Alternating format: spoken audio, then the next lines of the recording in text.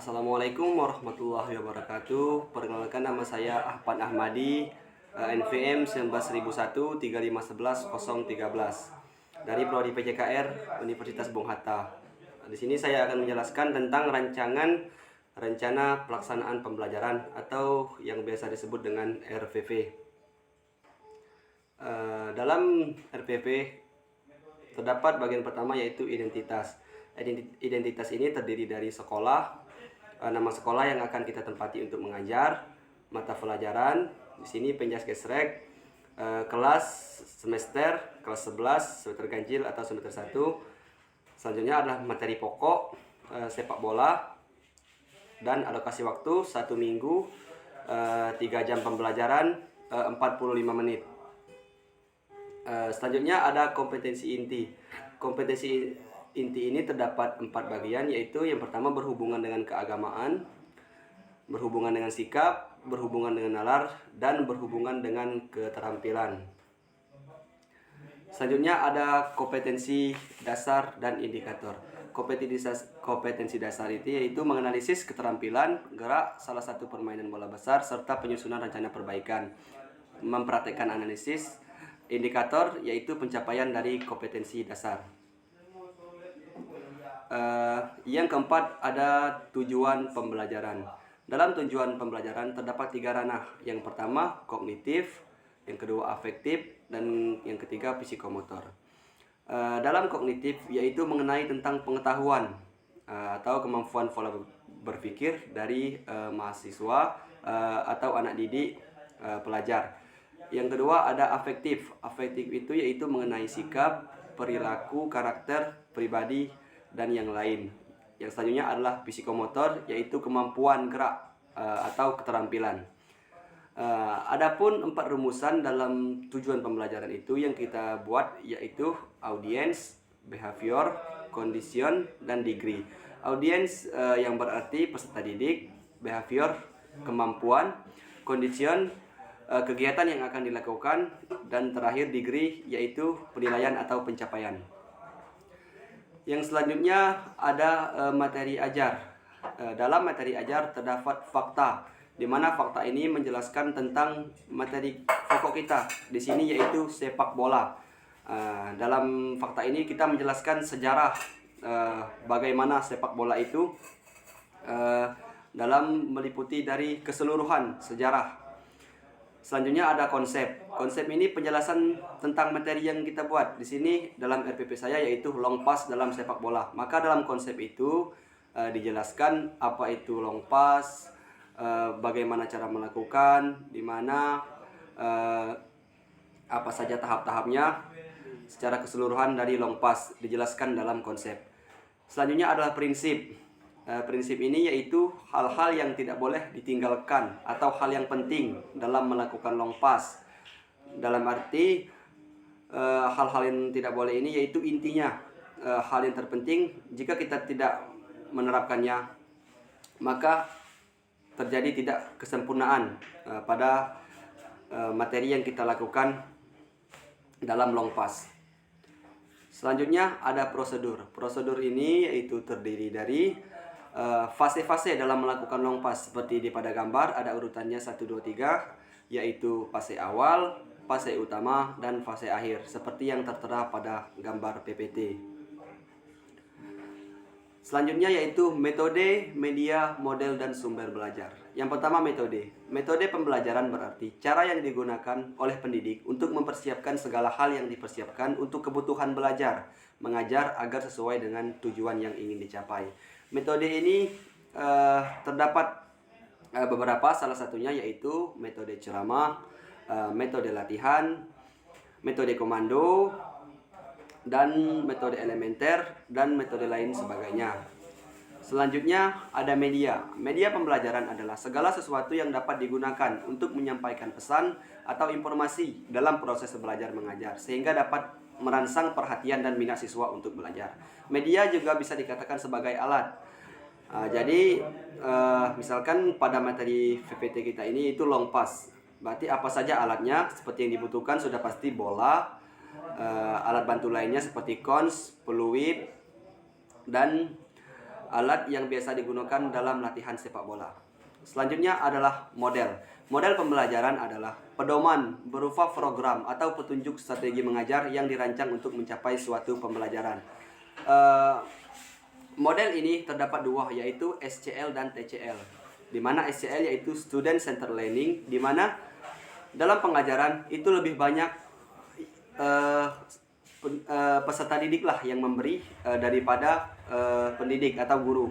Selanjutnya ada TCL, Teacher Centered Learning, yaitu dari sekian banyak materi itu disampaikan oleh pendidik atau guru pengajar.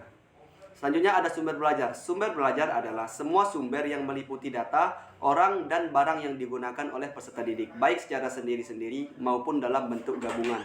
Biasanya dalam situasi informal untuk memberikan kemudahan belajar. Sumber belajar ini contohnya misalkan dari buku, LKS, internet, dan sumber-sumber lainnya. Selanjutnya yaitu langkah-langkah pembelajaran. Langkah-langkah pembelajaran adalah bentuk pembelajaran mulai dari awal pembelajaran sampai dengan akhir pembelajaran atau penutup. Ada 3 tahapan langkah-langkah pembelajaran. Yang pertama yaitu awal. Seperti biasa dalam awal pembelajaran ada permulaan, pengambilan absen, observasi, motivasi, dan sebagainya. Selanjutnya ada inti. Inti itu dimana keseluruhan materi yang akan kita ajarkan. Dari menjelaskan materi, pelaksanaan materi, bagaimana tahap-tahap melakukan, secara keseluruhan dijelaskan dalam inti. Selanjutnya adalah penutup. Penutup ini dimana kita juga menyampaikan seperti evaluasi dari pembelajaran. Kita menyampaikan seperti kesan-kesan pembelajaran, apa yang didapat hari ini pada pembelajaran, dan tentu ada penutup mengucapkan salam. Selanjutnya ada tabel dalam langkah-langkah pembelajaran. Yang pertama yaitu nomor 1, 2, dan seterusnya. Kegiatan pembelajaran, deskripsi, alokasi waktu, metode pembelajaran, gambar atau keterangan, sumber belajar, dan media. Kegiatan pembelajaran di mana kita mencantumkan apa yang akan dilakukan, dan pada tabel deskripsi, dan disitulah kita menjelaskan secara detail apa yang akan kita lakukan. Selanjutnya ada alokasi waktu. Alokasi waktu adalah waktu yang kita pilih. Misalkan pada deskripsi kita ingin melakukan fase awal dalam long pass. Berapakah alokasi waktu yang ingin kita gunakan? Misalkan dalam fase awal kita menggunakan 5 menit.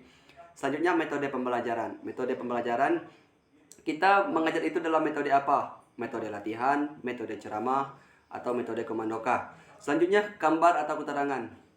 Gambar ini menunjukkan apa yang kita lakukan pembelajaran. Misalkan fase awal tadi, di situ kita cantumkan gambar agar siswa lebih gampang melihat dan merasa senang melihat gambar dan mudah untuk memahami, karena kita bukan sekedar membagikan materi dan juga kita kasihkan gambar kepada mereka. Selanjutnya ada sumber belajar. Sumber belajar meliputi dari mana kita mendapat, dari buku SMK olahraga kah, dari LKS, atau dari sumber internet.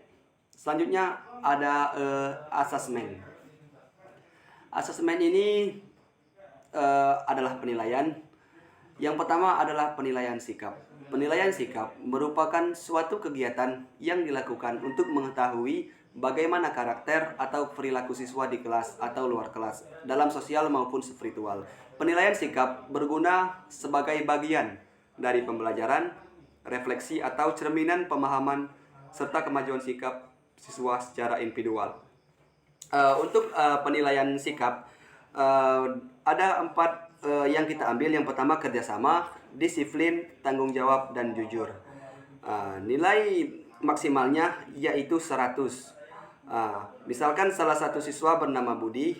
Budi mendapatkan nilai secara keseluruhan dari 4 ranah tersebut baik semua, maka nilainya 100. Dikali 4 dan dibagi 4, maka nilainya menjadi 100. Selanjutnya adalah penilaian pengetahuan. Di sini penilaian pengetahuan adalah kecakapan berpikir tingkat rendah hingga tinggi. Penilaian pengetahuan merupakan penilaian untuk mengukur kemampuan siswa yang meliputi pengetahuan faktual, konseptual, prosedur, dan metakognitif.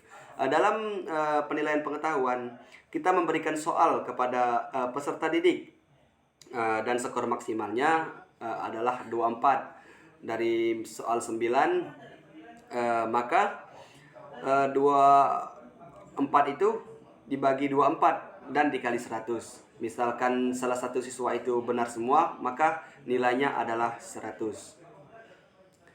Baiklah, selanjutnya adalah penilaian keterampilan.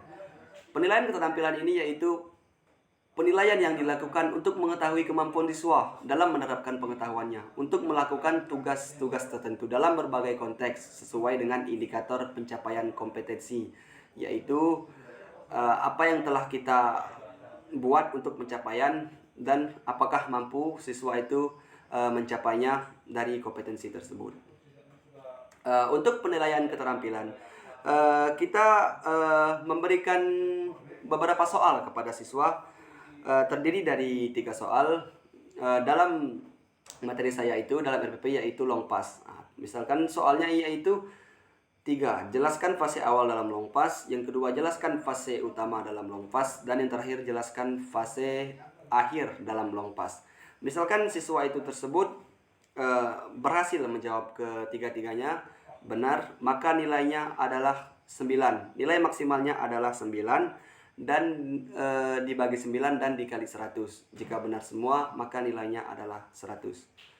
Baiklah, itulah yang dapat saya sampaikan pada RPP saya ini. Jika terdapat kesalahan dalam penyampaian materi dan kata-kata, mohon maaf yang sebesar-besarnya. Saya akhiri, wabillahi taufiq wal hidayah. Wassalamualaikum warahmatullahi wabarakatuh.